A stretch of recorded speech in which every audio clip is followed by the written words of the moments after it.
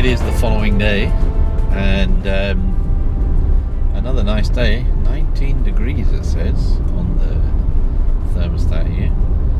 And well, I thought I was just going to continue my jaunts, and I don't think I actually finished my thoughts on Elon Musk and Tesla. So I'd mentioned the tweet about and shorting the stock, and the frustration that Elon Musk has been struggling with over that, which you can understand when you're trying to do business. I must admit, I have been reminded a bit of the Dell story about this whole thing, in that Michael Dell, this is Dell Computers, a few years ago now, if I remember rightly, bought back a lot of the stock for Dell. I think basically brought Dell back into private ownership, or bought enough stock that he had complete control. I'm just doing this off the top of my head, so it may not be 100% right. But anyway, the point was that he wanted to get Dell, which had been, quite an innovative company, but had fallen into a trap of not creating great products because of short-term thinking, of just always looking for the quarterly reports, and that being just a slave to those reports and that immediate profit, that you weren't, the investment, the R&D that need to go into doing more and making more creative products, better products, wasn't happening. So when I think he'd stepped away from the company and then came back into the company, and this is one of the things that they did. And I mean, right enough, as somebody who has owned a number of Dell products over the years, their latest line of like XPS laptops and things are great. They're really good. I bought one maybe like 6 years ago, something like that, and I've handed it down now to one of my daughters, and it is still absolutely great. In fact, no, that was the second XPS. I had another one before that, which was not so great, which was maybe in that interim period, and but now they're really good. That one must be 8 years old, 9 years old, something like that now. Anyway, to finish my thought on that, which I don't think I had done, was that this whole notion of selling off the stock was oh, look at that steam train, sorry I'm getting distracted. Saddle tank, steam train there, actually on the go, steam billowing out of it. There's a wee little railway line down here, and an old line, so they do going out a few miles on the track here, so it's obviously happening at the moment.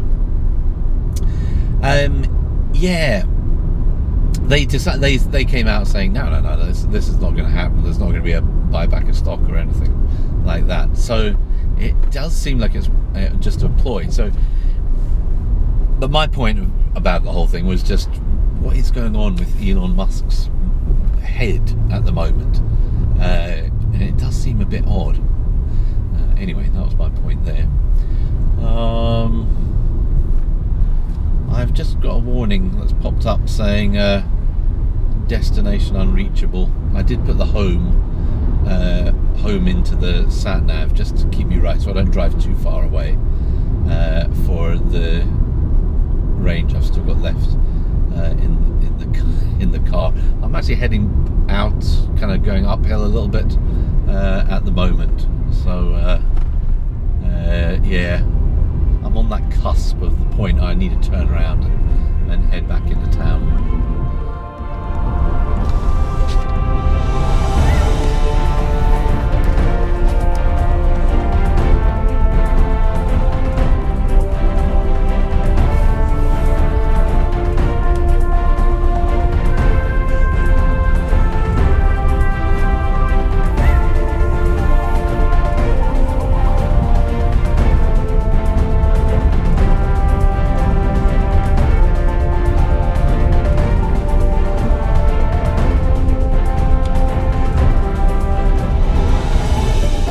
The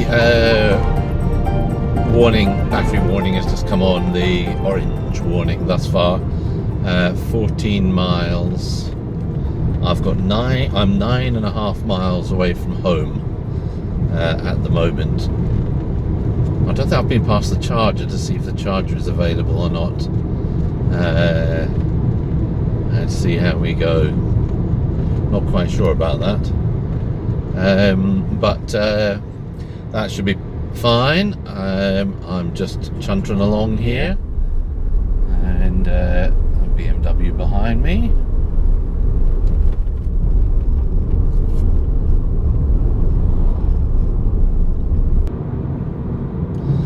Well, I've just gone through my last, what was it, 122.1 I think I managed to do in the when I was trying to be eco driving, and I've still got 10 miles left on the range thing here at the moment, so that's looking good. I'm nearly at 123 miles.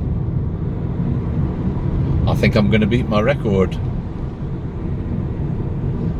Not bad. A car that was built nearly 5 years ago. I think it was October. Well, it was around about October time, wasn't it? It arrived here in December of 2013, if I remember rightly, something like that. I picked it up in January, but I think it was here at the beginning of December or mid-December or something like that. The order went in about now 5 years ago for it.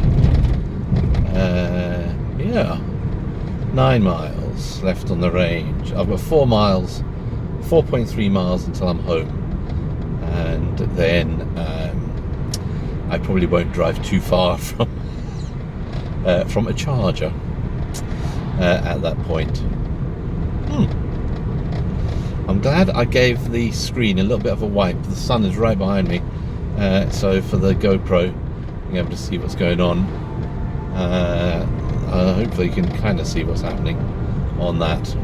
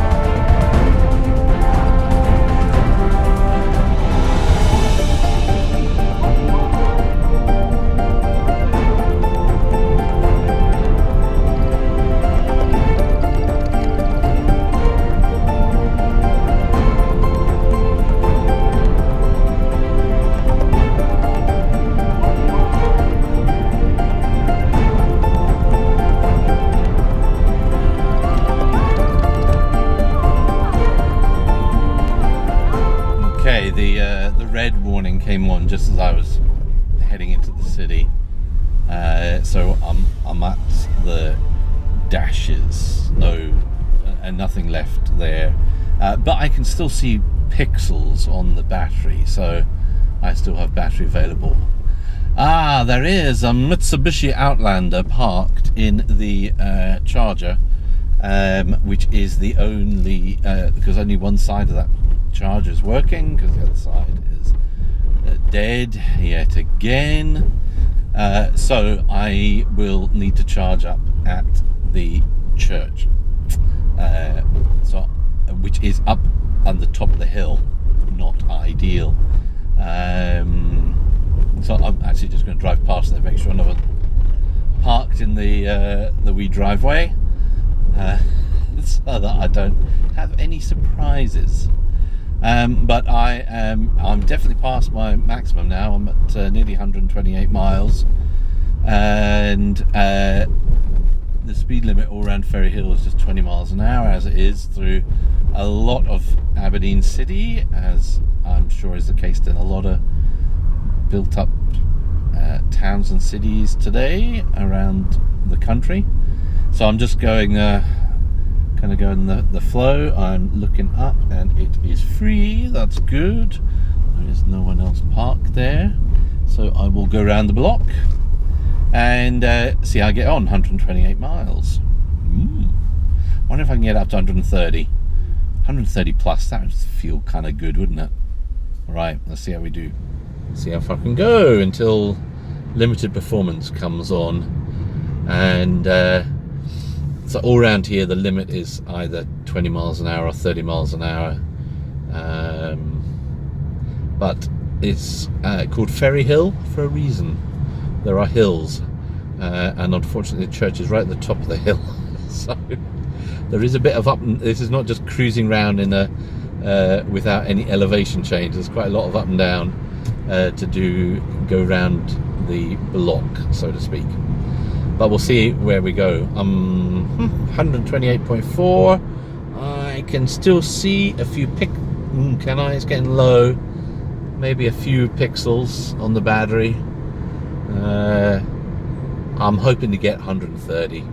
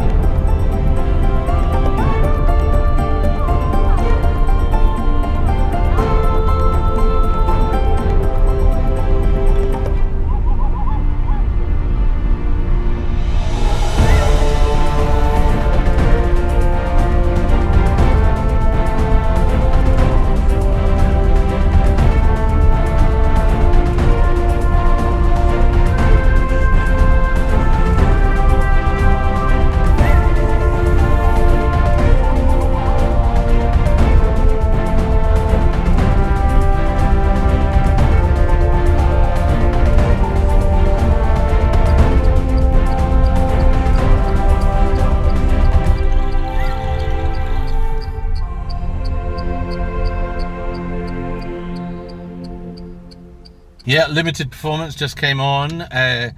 Not entirely surprising. I just kind of came up the steep hill up to the top. I think last time I did this, I did at least one more turn around on limited performance. Of course, I didn't have the hill to climb for that one. Yeah. So, not sure how much I want to risk this. Yeah. Okay. I'm going downhill again now though, so that's quite nice.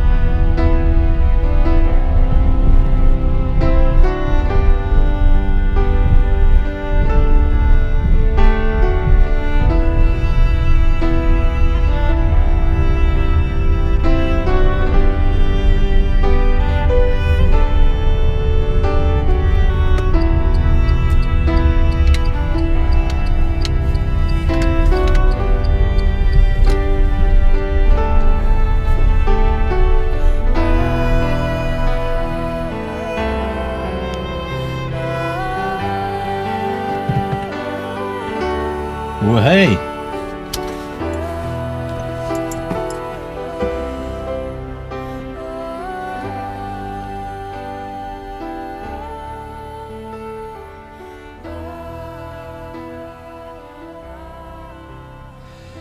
Well, I did chicken out when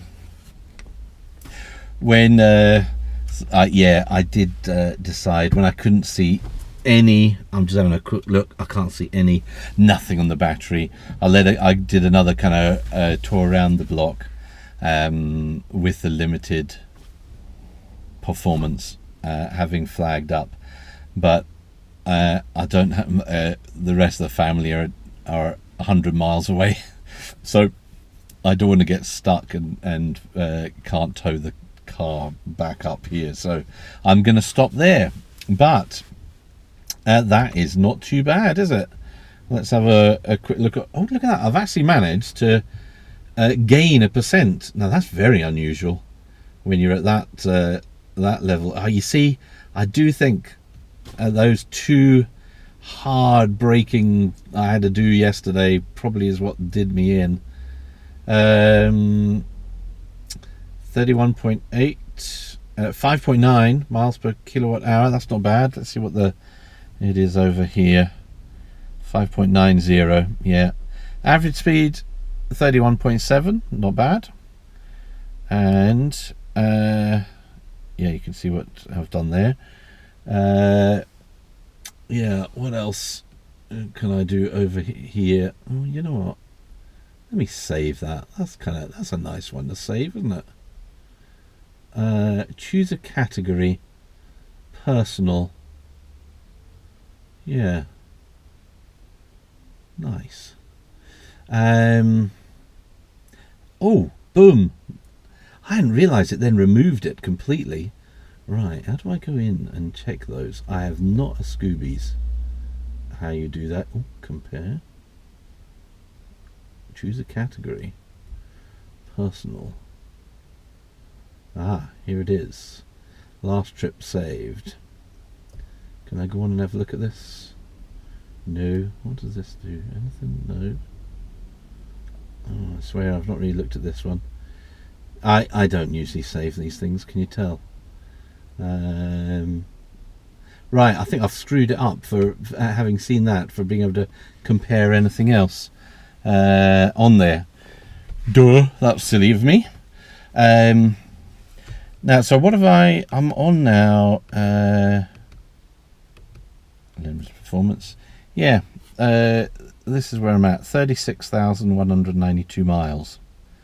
The car has done. So you'd think, wouldn't you, that you think maybe 100,000 miles or something like that out of the battery. That for a car that is probably going to be used for most people less than 10,000 miles a year. That's definitely what it's been for me.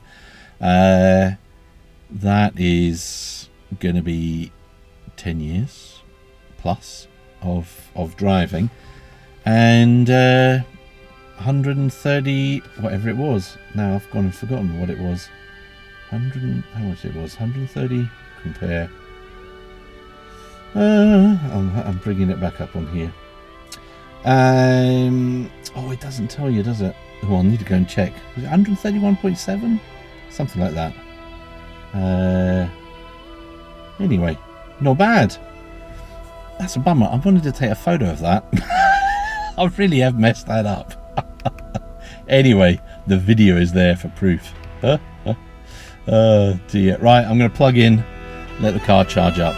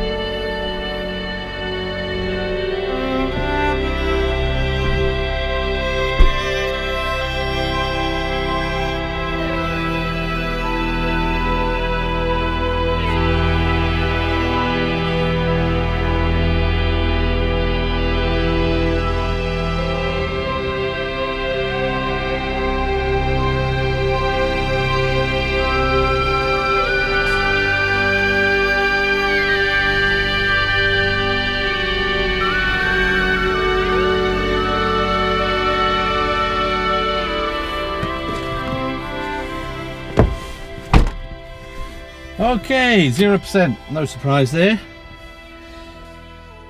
So what have I learned from this couple of days? Well, nothing I didn't already know, but it's fun to try these things out. I was intrigued just by the difference in energy consumption going up and down. So I just checked the elevation. So Aberdeen, basically where we are, we're near sea level. We'll be a few meters above sea level. It depends where you are, but where I kind of started, you're right, quite near the river. You're not far away, so it'll be a few meters above sea level. Now Braemar is 339 meters in elevation, and it was about 57 miles to there and 57 miles back, and then you're climbing over 300. Well, it's probably about 300 meters or so, 300 and a bit meters. And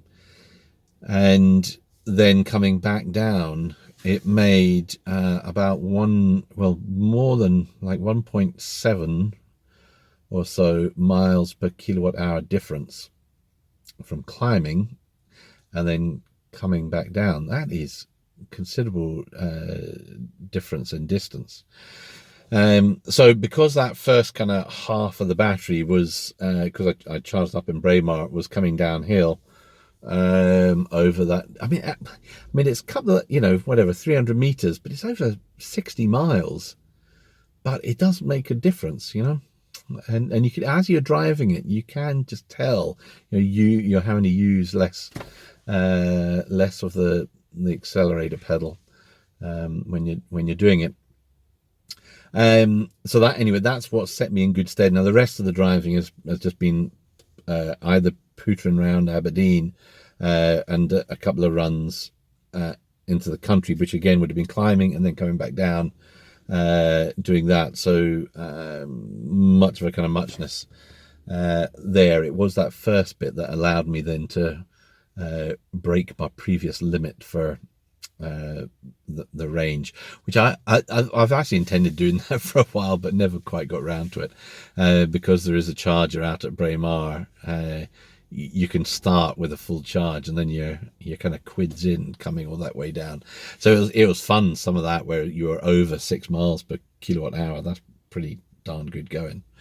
So of course I was driving on roads, so it's not like on a racetrack or anything like that where so there's traffic. You are, as much as you're trying to anticipate and look ahead, you can't do it perfectly. You're still there are things happen in front of you have no control over, so you've got to brake for those.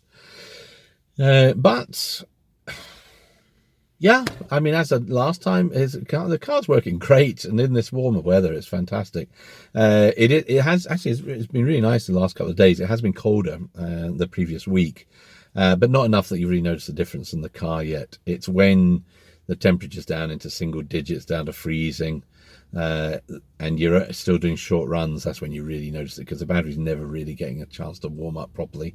You do notice that the range goes down. If you still do a longer run, then the battery temperature goes up. You're still fine, 80 plus miles to do that, but it's just when the battery's not getting a chance to warm up properly. Anyway, that's probably enough for this one, and yeah, well done, Zoe. Great job. That's pretty good, isn't it, getting a record all these years into ownership. Well done.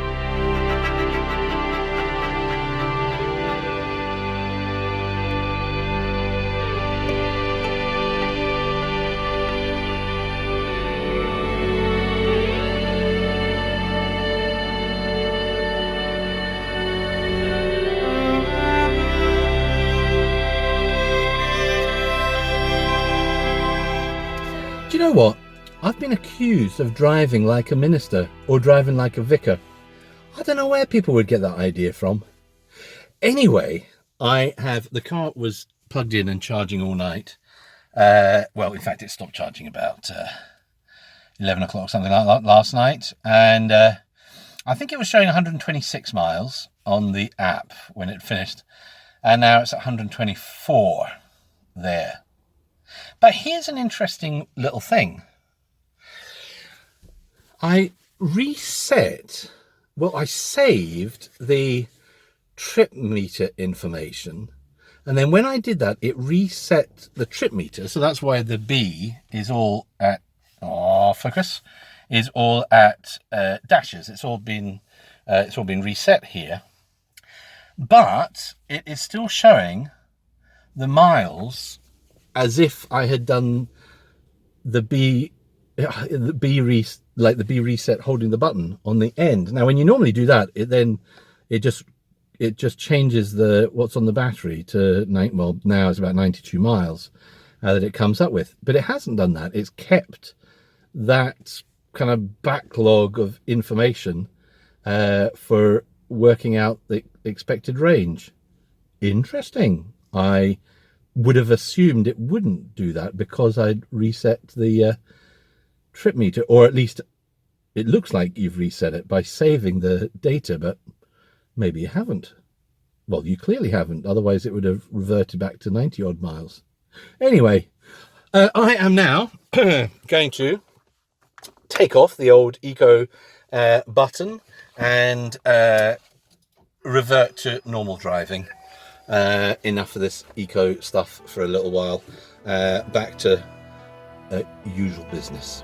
Anyway, 131.7 miles. That wasn't too bad. Cheers. Bye. I've just driven down the hill from the church down here and gained a mile on the meter. Pretty good. That's a bit bizarre though.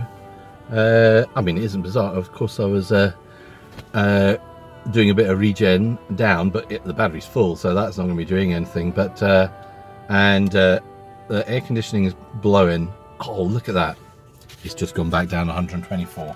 I was clearly on the tipping point between the two. All right. I think that's enough of my chatting about this thing.